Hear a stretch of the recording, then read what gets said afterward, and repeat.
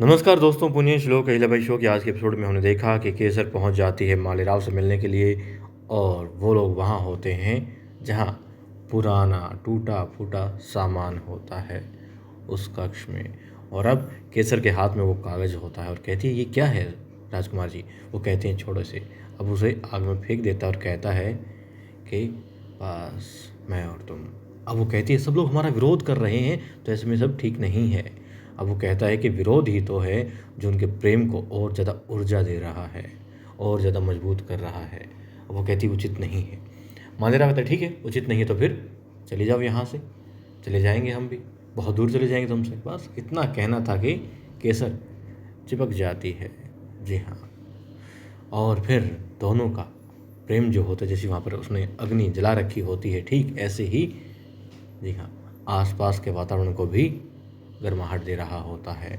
और बस अब तभी आ जाती है वहाँ पर मैनाबाई। और मैनाबाई को देखते ही केसर जाकर के अपने शॉल को उठा लेती है और कहीं देख ना ले मैनाबाई और ठंड ना लग जाए बेचारी केसर को। इस तरीके से खुद को उस शॉल के अंदर वो ढक रही होती है। और मैना फिर कहती है वाह। और देख करके मैना को मालेराव कहता है कि मैना ये अच्छी बात नहीं है दो लोगों के बीच में आना। फिर कहती है मैना देखा केसर, सुना तुमने, दो लोगों के बीच में आना अच्छी बात नहीं है जो कि तुम आ रही हो। अब मालेराव मैना को धमकाता है मगर वो कहती है ठीक है आज आर पार कर ही देते हैं। जी हाँ। वो कटार निकालती है और कहती है यदि वो बच गई तो मालेराव इस मैना की जीत हो जाएगी और यदि मैना मर गई तो फिर मालेराव से वो कहती है कि आपकी जीत हो जाएगी। और जी हाँ अब वो कटार चला रही होती है। केसर कहती है मालेराव से रोक लो इसे, रोक लो इसे, रोक लो इसे, मगर मालेराव नहीं रोकता। और वो जी हाँ अपने हाथ को आगे बढ़ाती है, पूरी ताकत के साथ में कटार खुद पर चलाती है, मगर देवीले और हरकुबाई आ जाती हैं और उसे रोक लेती हैं। वो खूब जद्दोजहद करती है उस कटार को अपने आर पार निकालने की। अब देवीले एक थप्पड़ लगाती है, कटार नीचे गिर जाती है और फिर जी हाँ देवीले उसे सीने से भी लगा लेती है मैना को। मगर मैना रोते हुए कहती है कि आई साहिब आपने बचा करके उचित नहीं किया और अब आगे जो कुछ होगा, यदि मैना का घर टूटता है तो केसर मालेराव के जीवन में आती है तो जो दुख दर्द तकलीफ आएंगी मैना के जीवन में उनके जिम्मेदार देवी अहिल्या ही होंगी। ठीक है। अब वहाँ से सब लोग चले जाते हैं और दिखाते हैं जी हाँ भोर हो रही होती है और इस भोर में सूरज की किरणों के साथ साथ आ रहे होते हैं राघुआ महल में। फूलों की वर्षा हो रही होती है। महल में कोई करेगा नहीं इसलिए खुद ही ढोल नगाड़े वाले और फूलों की वर्षा करने वाले लोग साथ में लेकर के आ जाते हैं। ये राघुआ मल्हार और सुधार जी भी आते हैं, सारे घर के लोग आ जाते हैं बाहर क्योंकि ढोल नगाड़े की आवाज़ आ रही है। सुधार जी रोकते हैं कि बंद करो ये सब और पूछते हैं कि आप यहाँ पर कैसे आए हैं जबकि कोई संबंध नहीं है अब हमारे बीच में। अब वो कहते हैं संबंध आपसे नहीं है मगर क्या करें मालवा की धरा से है और एक भारतीय होने के नाते वो यहाँ पर आया है क्योंकि वो सिर्फ मालवा का नहीं बल्कि जी हाँ राघवा कहते हैं वो भारत का प्रतिनिधित्व कर रहे हैं इस वक्त, इसलिए उसे आना पड़ा। और बताता है कि जो लड़की यहाँ पर है ये केसर आखिर कौन है, किस लिए यहाँ पर है, क्या रिश्ता है। अब मालेरा कहता है कि उसकी होने वाली पत्नी है ये और वो प्रेम करता है उससे। वो कहता है बता दिया कि रिश्ता क्या है और वजह क्या है इसके यहाँ होने के, आप जा सकते हैं।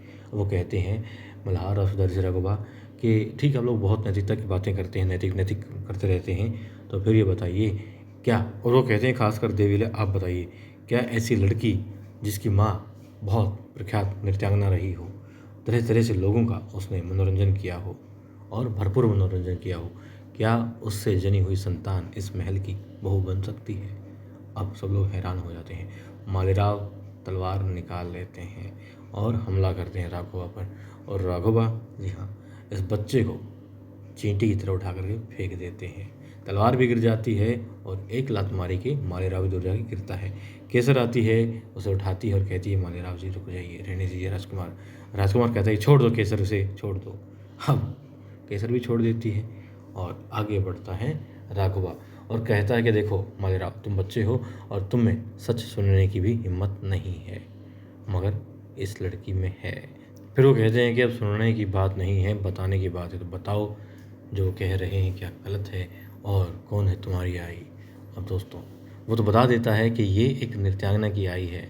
मालेराव कहता है ये सच नहीं है और हमारा प्यार किसी की कुछ भी जो बकवास कोई कर रहा हो उसको सुनने का मोहताज नहीं है और ना ही हमारा प्यार इतना कम है कि कोई कुछ कहे और हम तुम्हें छोड़ दें केसर। नहीं, ऐसा कतई नहीं है। वो प्रेम करता और विवाह करेगा केसर से, मगर केसर बेचारी चुपचाप होती है, नहीं जानती क्या कहे कैसे कहे। और अब जी हाँ, दिखाते हैं फ्लैशबैक में कि गुनू जी जाते हैं एक चित्र लेकर के। चित्र कहाँ मिला? वो मिला उस समय गुनू जी को उस चमेली बाई की कोठे पर, जब वो अपने कुछ लोगों को वहाँ छिपाने के लिए गए थे। देखते हैं तो केसर की तस्वीर होती है। अब चमेली बाई देखती है, सरकार गए नहीं अभी तक आप? वो कहते नहीं, बस जा रहा हूँ। ये कौन है? वो बताती है कि ये प्रख्यात बहुत बहुत पुरानी और बहुत मशहूर नृत्यांगना है। इसने बहुत लोगों का दिल मोहा था और खूब नाम कमाया। अब वो तस्वीर लेकर के वो राघव के पास में पहुँच जाता है गुनू जी और बताता है केसर इस जैसी दिखती है इसकी, यानी कि वो अपनी आई पे गई है।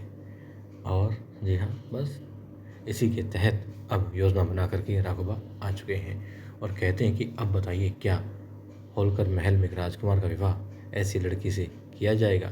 क्या यहाँ पर नैतिकताओं को तार तार किया जाएगा?